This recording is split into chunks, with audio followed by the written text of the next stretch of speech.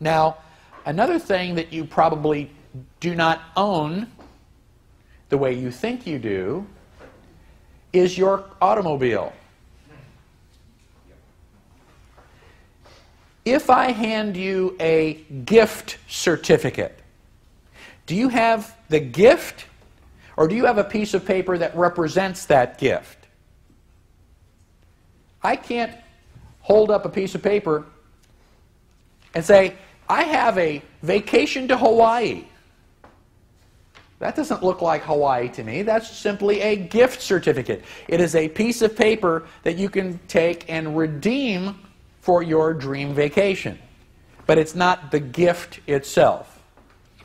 After you finish paying for your automobile, the bank or the state will send you a little piece of paper, which is the certificate of title. Is that the title of a car or a piece of paper that represents the title to the car?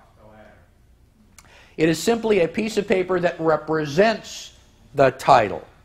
Every automobile that comes off the manufacturing assembly line has what amounts to a birth certificate for that particular automobile. And it is known as the manufacturer's certificate of origin. And I have an example of such a certificate on page 12. A manufacturer's certificate of origin is the title. And it is possible to purchase an automobile and obtain the manufacturer's certificate of origin. Typically, you have to pay cash. You have to be smart enough to know that the MCO exists, and you have to be stubborn enough to demand it.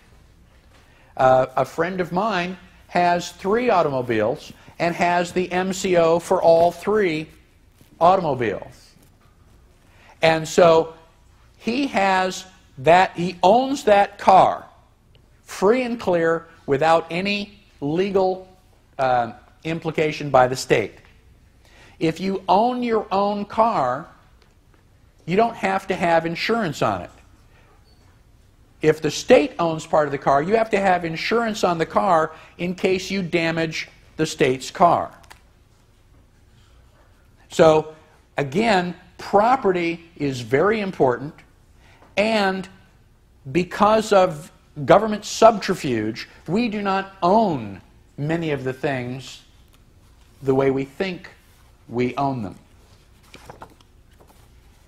The second corollary is that every right implies a responsibility.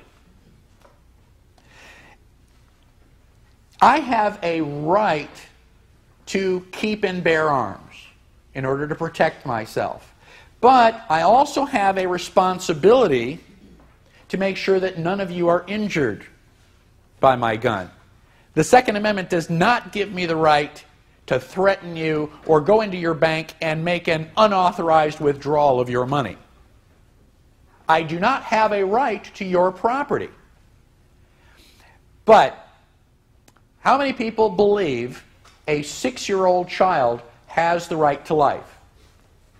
Anybody here not think so?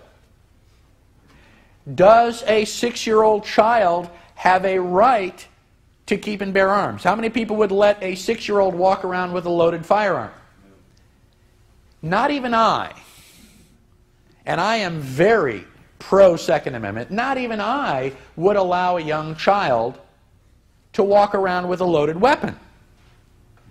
Because a young child is incapable of handling the responsibility. To a 6-year-old, dying is what you see the Wile E. Coyote do in the Roadrunner commercial or cartoons. You know, Wile E. Coyote will fall off the cliff, there'll be a puff of smoke, and then a few minutes later, Wile E. Coyote is on rocket roller skates. You know, all better. That's not the way reality works. Death is an irreversible thing. And carrying a gun is a very big right, but it holds very high responsibilities. I know that the United States government does violate your rights, actively takes your rights away from you. More often, we the people give up our responsibilities. Rights and responsibilities are like opposite sides of the same coin. You cannot have one without also having the other. Can someone give you heads and keep tails at the same time? You either have heads and tails or you have nothing. And when we talk about liberty, when we talk about freedom, everybody is very anxious to have liberty. Yes, I want my rights. But in America, more and more people are not willing to be responsible for themselves. Whose responsibility is it to put food in your mouth? Yours. Whose responsibility is it to make sure there's a shelter over your head? Yours. Whose responsibility is it to save money and prepare for your retirement? That's your responsibility.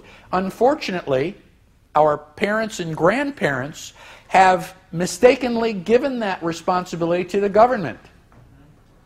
When the government started the Social Security program, the government was essentially saying, well, you're not really capable of saving for your own retirement. So we are going to take your money from you, and we're going to invest it for you. And when you are ready to retire, there will be more money than you know what to do with. How many people on Social Security feel secure? How many people on Social Security say, well, you know, I'm going to take another vacation. I'm going to enjoy my golden years. Most people who are on Social Security have to decide whether to pay for food or medicine this month because they can't afford both. Most people on Social Security do not feel secure. Whose responsibility is their retirement? Theirs. And if you give your responsibility to the government and the government doesn't do a good job, whose fault is that? That is ultimately your fault. If it is your retirement, I would think that you would want to be responsible for it. Nobody is going to take care of your retirement as well as you do. No one is going to watch your money and invest it better than you will. If two people have a child, they are responsible for feeding that child. They are responsible for sheltering that child. And who is responsible for teaching that child the skills and values that child needs to be an adult? Whose responsibility is that? It's the parents. However, over the last 50 years, parents have gone, I'm really busy. You know, I've got 2 jobs, I've got to put gas in the car, I've got to buy food and put the food on the table. And so they have given that responsibility to the government-controlled schools. And the children come out of school functionally illiterate, and the parents have the audacity to say, well, my child just has not learned the values that I want them to learn. Why not? Well, because you didn't teach them those values. You gave that responsibility to someone else. And if the government school system doesn't teach the values that you want, who is ultimately to blame? We are. Now, responsibilities and rights are the same thing, just a different view of the same thing. And the reason that we don't have more freedom and more liberty in the United States is because people are lazy. They give up their responsibility.